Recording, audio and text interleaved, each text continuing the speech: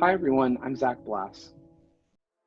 The installation, The Doors, is very much about a certain drug culture that has emerged within Silicon Valley today. It has become very popular for workers in Silicon Valley to microdose, taking extremely small amounts of LSD or psilocybin mushrooms, also known as magic mushrooms. And that's illegal. You know, you have to find your way. And of course, these things are actually quite easy to get in California. But there is a legal kind of counterpoint to this, which is a whole drug industry that has emerged over the last handful of years called nootropics. But what these drugs do, they're all mostly designed to enhance the brain's capacity. So it's all about, take these nootropics, you'll be able to type faster, you'll be able to focus harder, you'll be able to get more work done. So I found this incredibly fascinating. Someone that has lived in California for over a decade of their life, and also grew up with like a hippie father. I was very much around like 1960s culture a lot of my life. And what really struck me was that once again, here in the San Francisco Bay Area, where Silicon Valley essentially is, we have a emergence of a different kind of psychedelic culture. Not in the sense of like uniting and kind of collective love, but it's like getting the edge, having, getting that idea, pushing business. So I think there's something very much about, taking these hallucinogenic drugs to optimize one's individual self in order to, in a sense, kind of have an ultra-human, ultra-human ability to participate in capitalist workforce.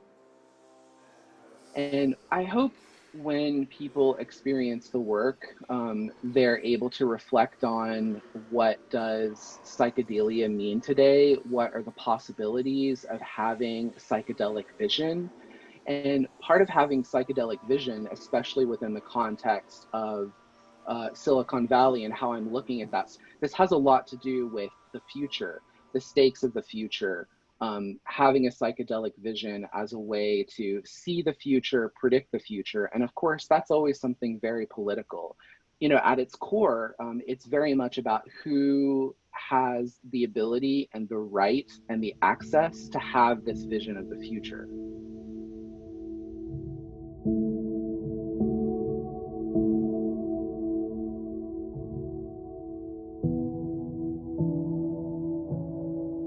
My name is Preneet Singh. I was going through an old set of photographs my father gave me many years ago, just as I was leaving India to come to the Netherlands. I looked at them some years ago, and my grandfather was visiting Europe in 1935. And I came across some images of him in Eindhoven. So it created for me an intriguing question: what was he doing then? Of course, when I realized he was probably there looking at lighting. And then I began exploring the history of Eindhoven, because in the south of the Netherlands is very industrialized. And over the last few years, I've been going into factories and looking at what makes productivity in a country or in a landscape. And I began reading a little bit the history of Philips, because it is so intertwined in the history of Eindhoven. At a certain point, Philips and Eindhoven were synonymous, right? And Philips was the provider. Philips looked after the workers and therefore looked after the city.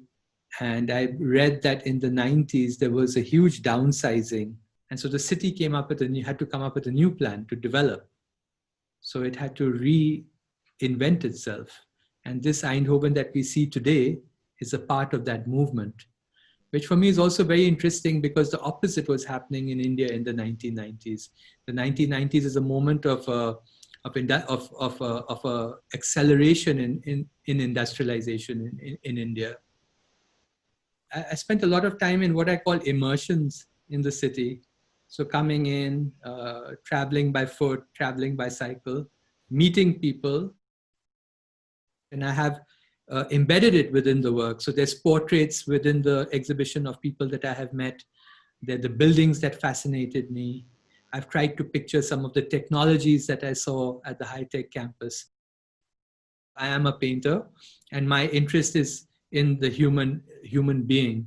My interest is in the landscape. My interest is in what is the landscape. Today, the landscape is not obviously not only a beautiful landscape with trees and the lake or the sea.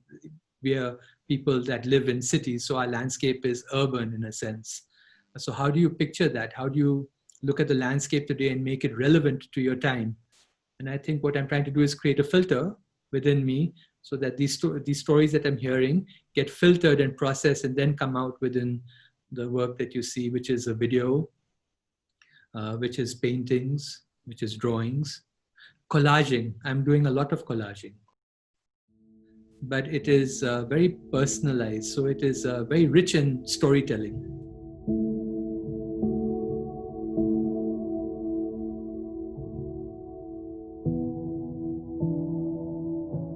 My name is Nadeen G Kandosos. When you enter the space of the exhibition, you are entering an entire environment.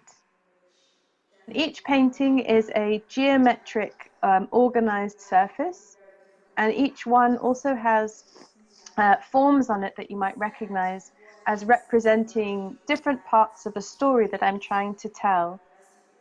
I've been making it for 2.5 years now. And it began with the death of a Saudi Arabian journalist and political dissident called Jamal Khashoggi.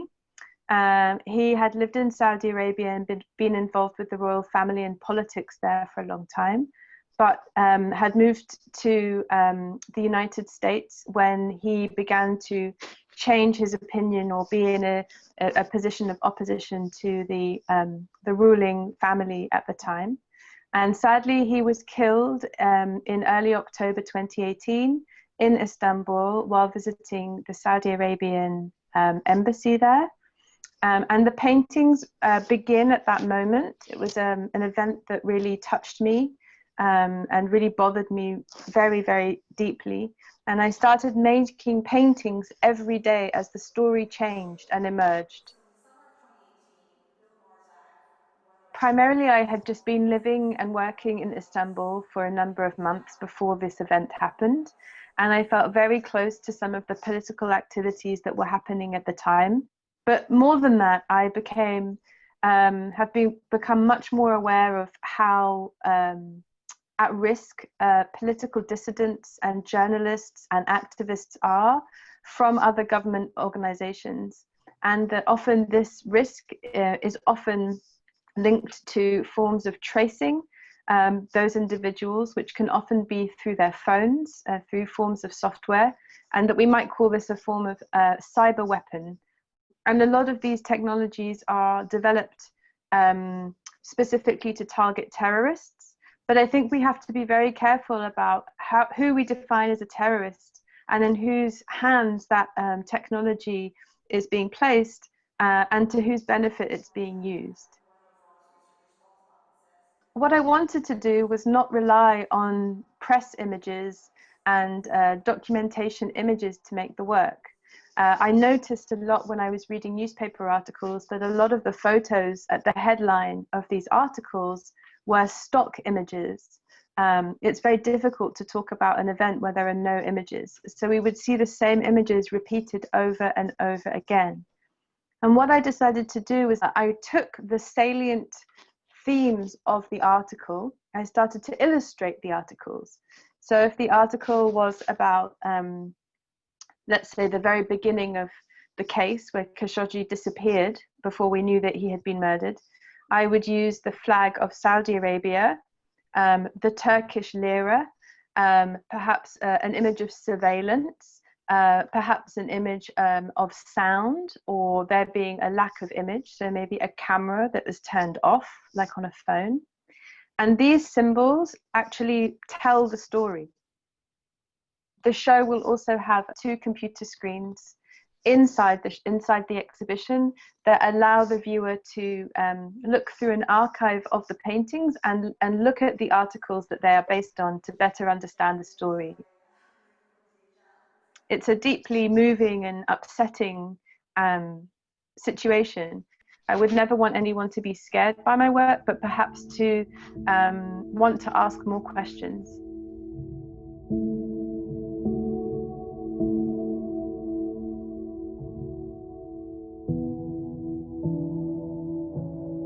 My name is Laure Prouveau.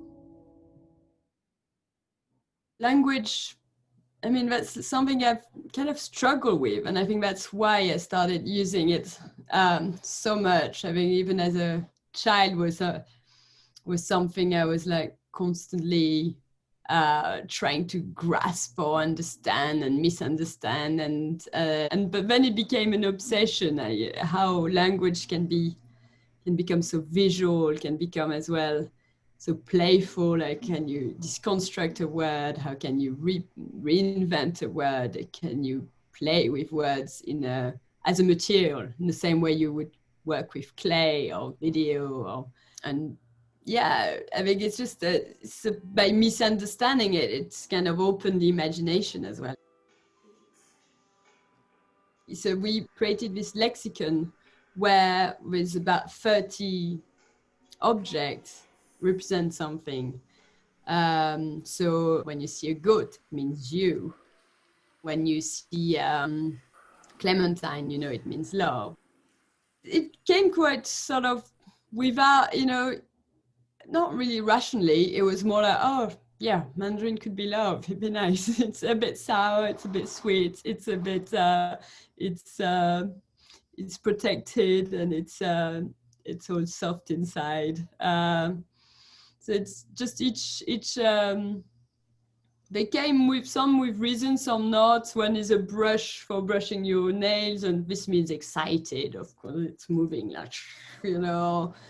It's more about the emotion of the object and the word. This means excited, you know that. I mean, it's 30 words that you need to actually learn to become able to enter that new state. and then the video takes you along into a narrative of becoming something else. I mean, do we want to be a goat? I'm not sure, but could we become a goat for like 20 minutes in an exhibition? Or, you know, could we start run town and, you know, just become something else? It's difficult because we all grow from we all have a background that constructs us, and it's not like one is better than the other, but can we melt into each other a bit more? Yeah, it's an ideal in some way. It's an escape for the imagination, and that's what we need the most, I think, at the moment, is because there's so much rationality around the virus, around the system, about politics, and then imagination gets pushed away because there's so much facts, and you sort of want to let that magic that humans can have of inventing and have space, you know.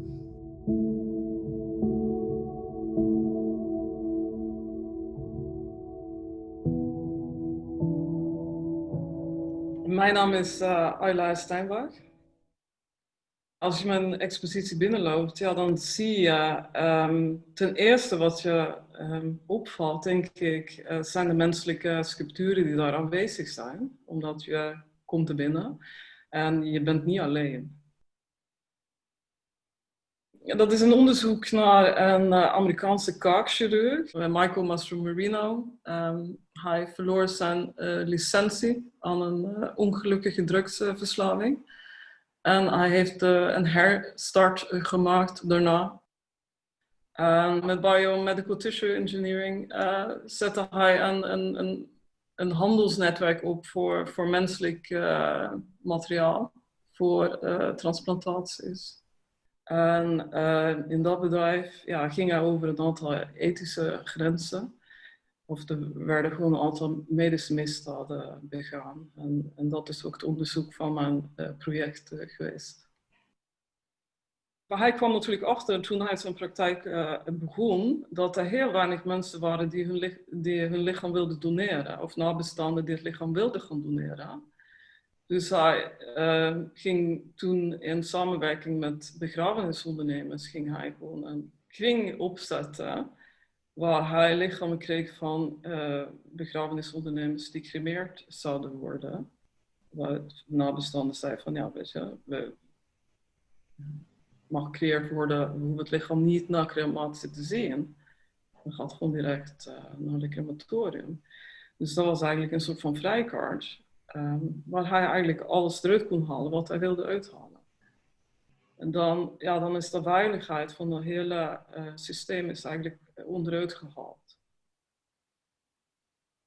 Ja, het is gewoon een grote zwarte markt aan het ontstaan, omdat de vraag eigenlijk zo groot is. En ja, het is gewoon heel vreemd om in de media dingen te lezen zoals iemand heeft een FedEx-doos met een hoofd gevonden in Dubai op het vliegveld. Ja, dan denk je ook echt. En dan ga je daar achteraan en dan ga je verder onderzoeken. En dan kom je achter dat er families zijn die door een bedrijf en gratis crematie aangeboden hebben gekregen. Voor hun overleden vader. En ja, dat is natuurlijk gratis, maar dat heeft wel een prijs aan de achterkant. Ja, Mike Marino's praktijk was natuurlijk echt een dieptepunt in weefseltransplantatie. Het was een groot internationaal schandaal. Omdat hij had een netwerk die zich strekt over de hele States. Plus distributeurs ook die distribueerden naar Europa. Dus het had ook gewoon grote gevolgen. Dat echt aan het licht kwam. En ik denk mensen, zowel gewone mensen, zoals ik als kunstenaar, die medisch onderzoek doe, werd ook gewoon heel erg bewust van die medische realiteit erachter. Belangrijk om daar gewoon bewust van te worden. En misschien ook gewoon meer daarin in te lezen en te verdiepen. Dus ik ben helemaal niet uit op chockeren. Maar ik denk dat het wel confronterende beelden kan zijn. Dat denk ik wel.